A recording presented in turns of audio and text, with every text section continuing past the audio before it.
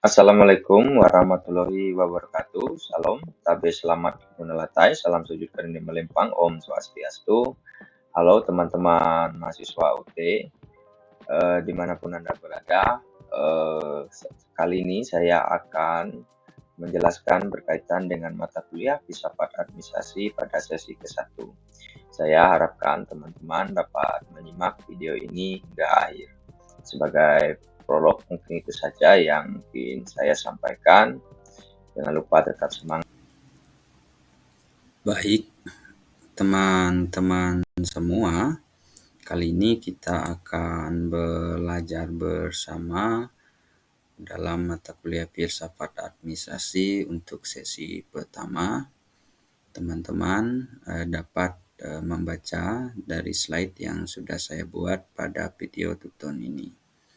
Yang pertama, kita akan membahas filsafat secara etismologis.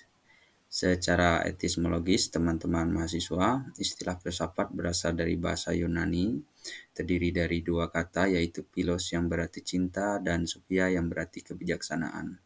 Dengan demikian, secara harfiah filsafat dapat diartikan sebagai cinta akan kebijaksanaan atau disebut dengan filosofia. Seperti yang dinyatakan oleh Aristoteles, kebijaksanaan adalah pengetahuan tentang hal-hal yang terbaik dan yang terburuk dalam hidup. Ini apa maksudnya teman-teman? Ini menegaskan bahwa filsafat adalah pencaharian yang mendalam akan pemahaman dan pengetahuan. Kemudian, filsafat juga tidak hanya terbatas pada analitis intelektual, tetapi juga merupakan ilmu yang mempelajari hakikat segala sesuatu. Filsafat itu juga mencakup berbagai pertanyaan mendasar, teman-teman, seperti keberadaan, misalnya dalam hal mengapa kita ada, kemudian pengetahuan, apa yang kita ketahui dan bagaimana kita mengetahuinya. Kemudian pertanyaan misalnya dalam konteks moralitas, apa yang baik dan buruk. Dalam estetika misalnya, apa yang membuat sesuatu itu indah, atau hal yang indah itu apa sih sebenarnya? Dia itu sifatnya eksistensi yang nampak atau yang realitas, kira-kira seperti itu. Nah, hal ini senada sebenarnya teman-teman seperti yang dikatakan oleh Plato bahwa kita tidak dapat berbicara tentang kebaikan tanpa berbicara tentang keadilan. Nah, apa maksudnya? Ini menunjukkan bahwa filsafat memberikan kerangka kerja untuk memahami kita atau pikiran kita bahwa kita harus memahami berbagai dimensi kehidupan, kira-kira seperti itu.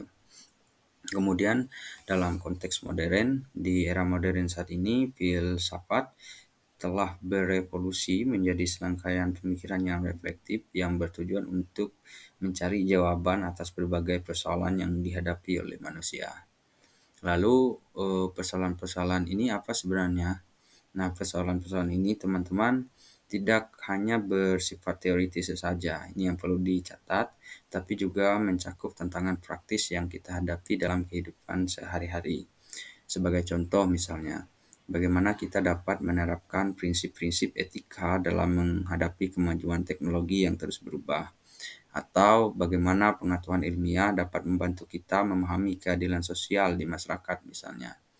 Nah, ini senada juga seperti yang disampaikan oleh Immanuel Kant, misalnya beliau pernah menyampaikan bahwa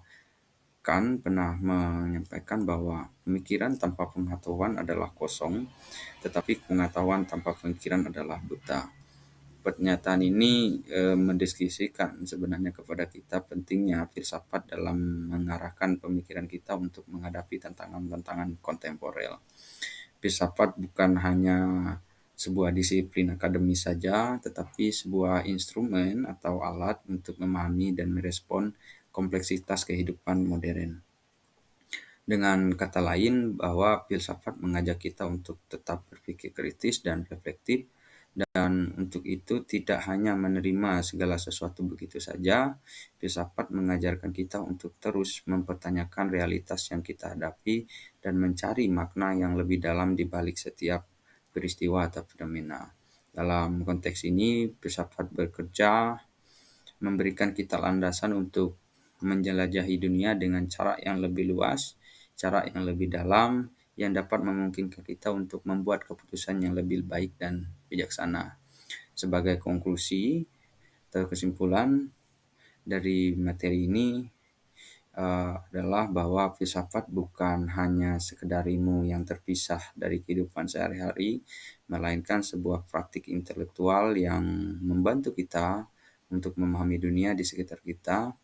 Ia dapat memandu kita atau menjadi landasan kita untuk mencari jawaban atas pertanyaan-pertanyaan mendasar yang membentuk eksistensi kita. Teman-teman sekalian, mari kita terus menjadikan filsafat sebagai bagian integral dari pencarian kita akan kebijaksanaan dan pemahaman kita yang lebih dalam tentang kehidupan. Halo teman-teman semua, kita sudah masuk kepada ujung dari video tutorial pembelajaran di sesi pertama filsafat administrasi. Saya harapkan teman-teman bisa menyimak secara sesama. Kemudian presentasi tadi hanya dijelaskan kepada slide karena kita kendala terhadap waktu dan juga ketentuan dari tutorial material seperti itu. Jikalau ada pertanyaan dari teman-teman berkaitan dengan filsafat administrasi untuk sesi ke-1, teman-teman bisa bertanya di kolom diskusi yang saya buka, dan juga nantinya materi inisiasi ini akan saya bagikan di grup web. Itu saja dari saya. Terakhir, jangan lupa tetap semangat dan tetap aktif dalam mengisi presensi dan diskusi. Salam.